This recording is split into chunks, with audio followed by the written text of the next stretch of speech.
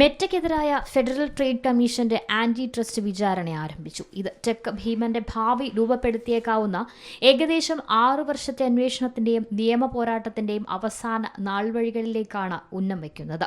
മെറ്റയെ നിയമപരമായ പ്രതിസന്ധിയിൽ മുക്കിക്കൊല്ലുന്ന 6 വർഷത്തെ അന്വേഷണത്തിന്റെ വെളിച്ചത്തിൽ സക്കർബർഗിന്റെ ടെക് ഭീമനെതിരെ ഫെഡറൽ ട്രേഡ് കമ്മീഷൻ നടത്തുന്ന വിചാരണാ വിപണിയിൽ അതിന്റെ കുത്തകയെ മറിച്ചിട്ടേക്കാം.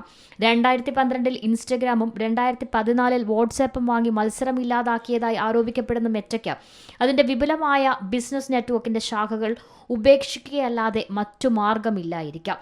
7 മുതൽ 8 ആഴ്ച വരെ നീണ്ടു നിൽക്കുന്ന വിചാരണയ്ക്കാണ് തുടക്കം കുറിക്കുന്നത്. കേസിൽ വിപുലമായ തെളിവുകളും ഒന്നിലധികം സാക്ഷികളിൽ നിന്നുള്ള മൊഴികളും കേസിന്റെ ഭാഗമാകും. മെറ്റയുടെ ഇൻസ്റ്റഗ്രാം, വാട്സാപ്പ് ഏറ്റെടുക്കലുകൾക്ക് സർക്കാർ ഏജൻസി ആദ്യം അംഗീകാരം നൽകിയിരുന്നെങ്കിലും നിലവിലുള്ള കേസ് കമ്പനിയുടെ ഭാവി നിലപാടിനെ ഭീഷണിപ്പെടുത്തുകയാണ്. പ്രസിഡന്റ് ഡൊണാൾഡ് ട്രംപുമായുള്ള ബന്ധം ഉപയോഗിച്ച FTCയോട് ആന്റി ട്രസ്റ്റ് വിചാരണ കേസ് ഉപേക്ഷിക്കാൻ അഭ്യർത്ഥിക്കുന്നതിൽ മാർക്ക് സക്കർബർഗും ചൂടേറിയ ചർച്ചയിലാണെന്ന് വാൾ സ്ട്രീറ്റ് ജേണൽ ഒരിക്കൽ റിപ്പോർട്ട് ചെയ്തിരുന്നു. മെറ്റ അവകാശവാദം നിഷേധിച്ചുവെങ്കിലും മുൻ മെറ്റ എക്സിക്യൂട്ടീവും വിസിൽ ബ്ലോവറുമായ സാറാ വിൻ വില്യംസ് അടുത്തിടെ US സെനറ്റിന് മുന്നിൽ സക്കർബർഗിനും കമ്പനിക്കുമെതിരെ മൊഴി നൽകുകയും ചെയ്തിരുന്നു. International desk C Malayalam news. പുതിയ വാർത്തകളും വിശേഷങ്ങളും ഇനി വിരൽ തുമ്പിൽ.